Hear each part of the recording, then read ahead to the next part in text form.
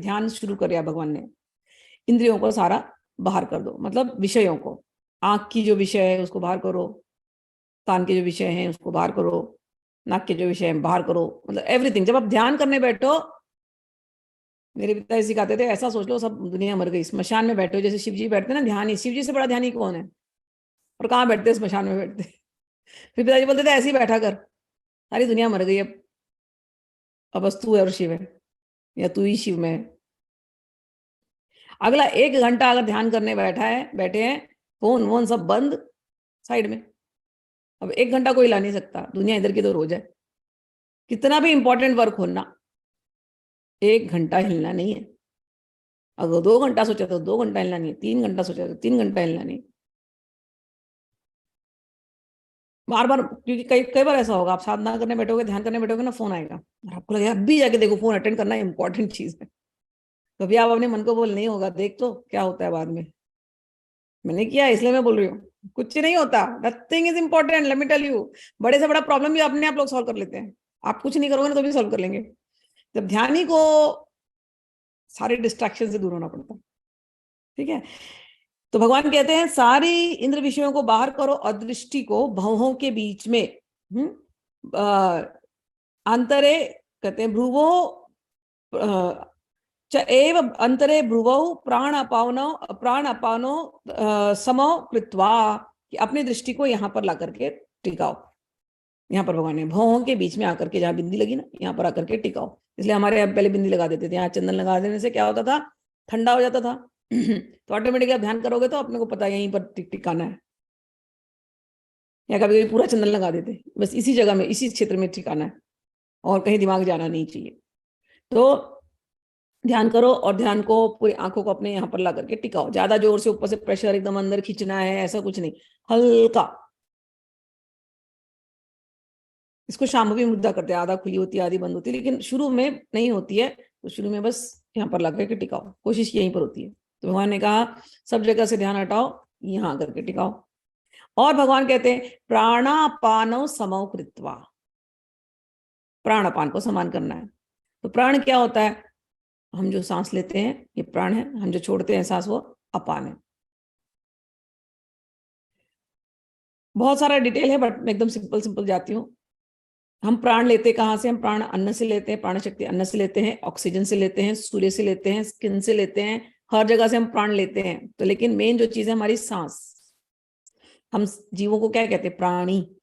जितने जिंदा जीव है उनको क्या कहते हैं, प्राणी, प्राणी, ठीक है ना। तो प्राणी जो प्राण पे रहता है, प्राण कहाँ से आते हैं, अन्न से आते हैं, और सांस से आता है, सूर्य से आता है, चंद्रमा से आता है, प्रकृति से आता है, हर जगह में वो प्राण हर जगह पे है, प्राण शक्ति, उसको हम अंदर लेते हैं। तो प्राण फिर हम जो बाहर छोड़ते हैं उसको अपान कहते हैं।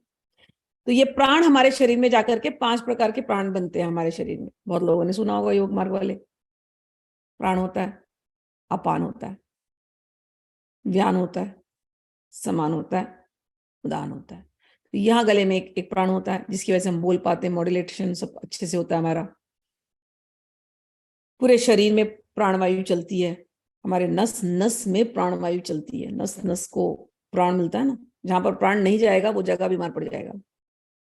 तो प्राण प्रॉपरली जब चलते हैं तो सही ठीक ठाक चल रहा है आपका सब कुछ, नर्वस सिस्टम। तो व्यान, फिर आपका पाचन, वहां पर अग्नि होती है। आपने देखा ना, अग्नि को अगर नॉर्मल भी अगर हम कहीं चूल्हा जलाएं तो उसको जलाने के लिए हमको हवा देना पड़ता है, तो अग्नि फटाक से पकड़ती है। तो वो अग्नि जठार अग्नि बैठ कर वैश्वानर बन करके पेट के अंदर रहती है, तो वो समान अग्नि, समान। और तो इस प्रकार से 5 वायु हैं, 5 प्राण हैं, और 5 प्रकार के वायु भी हमारे अंदर होते हैं। 5 प्रकार के वायु हमारे अलग अलग फंक्शंस करते हैं। जैसे हम थक करके यौन करते हैं तो एक वायु वो भी होती है। हम जैसे बात करते करते बिना जाने पीछे ऐसे आंख बंद करते हैं ना, ब्लिंक करते हैं, तो एक वायु वो भी होती है। उंगलियां चटकाते हैं, उसके बीच में भी एक वायु वो भी होती है। तो ऐसे हमारे अंदर अलग अलग प्रकार के वायु हैं, और अलग अलग 5 प्रकार के मुख्य प्राण है, लेकिन भगवान ने यहाँ पर केवल प्राण अपान पे कहा है, तो हम उसी पर फोकस करेंगे, बाकी के भी फोकस नहीं करना। वो पूरा योग की क्लासेस है, अगर किसी को चाहिए तो किसी योगा टीचर के पास जाकर के, योगाचार्य के पास बैठ करके वो चीज समझना। ठीक है, तो चलिए अब हम लोग आगे बढ़ते हैं। तो प्राण अपान मतलब जो हम लोग अनुलोम विलोम करते हैं वही करना है, सिंपल। तो देखना होता है कि हमारे नॉस्ट्रल्स में जो है सांस कैसे चल रही है, कौन से नॉस्ट्रल्स में, जो आपके नथुने हैं ना, इसमें सांस अलग अलग समय पर अलग अलग नथुनों में हमारे सांसें चलती हैं, और इस सांसों का हमारे मन से बहुत डायरेक्ट ताल्लुक है।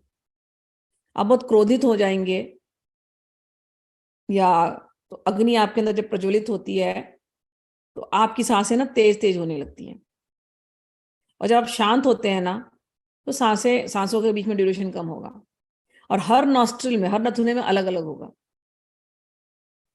अभी मुझे थोड़ी सी सर्दी है, तो मेरा ये नाड़ी चल रही है, ठीक है, अलग अलग नाड़ियां चलती हैं। इनको नाड़ियां कहा गया।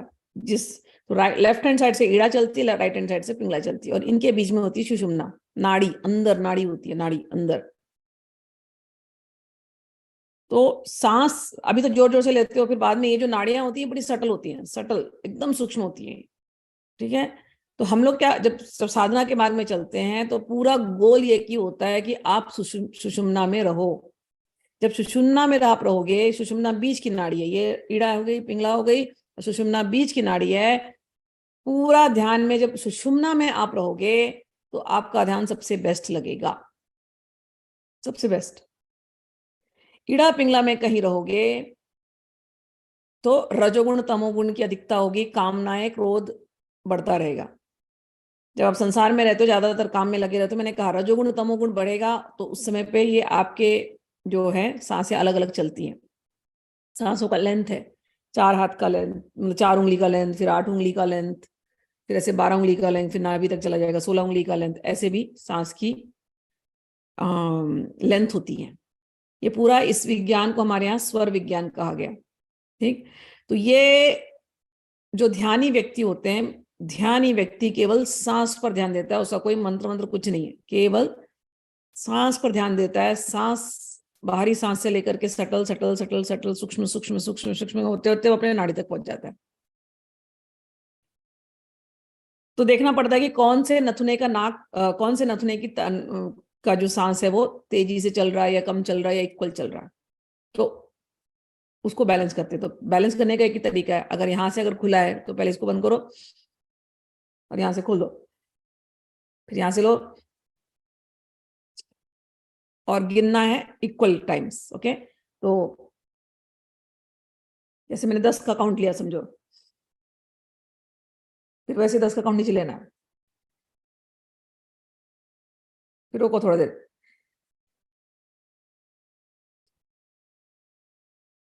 ये ऐसा तब तक करते हैं। ये अभी तो मैंने उंगलियों से किया आप लोग को दिखाने के लिए, लेकिन आगे के उसमें उंगली की जरूरत नहीं होती, केवल माइंड हम लगाते हैं।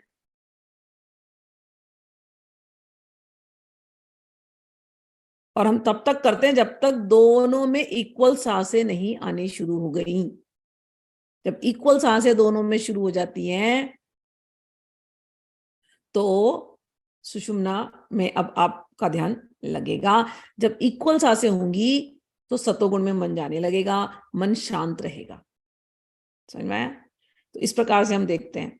और सांस जब पूरी चलती है नाभि तक, मतलब 16 उंगली तक, तो बहुत अच्छा ध्यान, बहुत लंबा ध्यान आपका लगेगा। तो प्राण अपानो समो कृत्वा का अर्थ है सुषुम्ना में जाना। सुषुम्ना का अर्थ है दोनों नथुने खुलते हैं, दोनों में आप सांस लेते हो, और उसी सांस का आप ध्यान करते हो। तो ये तो हुआ एक। फिर इसमें दूसरा भी होता है, बीच में सांस को रोकना। तो लेकिन जब मतलब आपने सांस अंदर ली और फिर आपने सांस को रोका थोड़ी देर, फिर आपने सांस को छोड़ दिया, ये भी एक तरीका है, ठीक है। पूरक कुंभक रेचक। सांस को अंदर लेकर के रोकना, ये अंत का कुंभक है। सांस को बाहर छोड़ करके रोकना, ये बाहर का कुंभक है। ये सारा योग में सिखाया जाता है, योग की क्रियाएं। तो ये तो बाहरी होती हैं। ये करते करते करते करते जैसे मैंने कहा अंत में जाते हैं और पूरी नाड़ी अंदर में होती है, उसी नाड़ी के ऊपर हम ध्यान करते हैं। अब ये सीखना पड़ेगा योग से।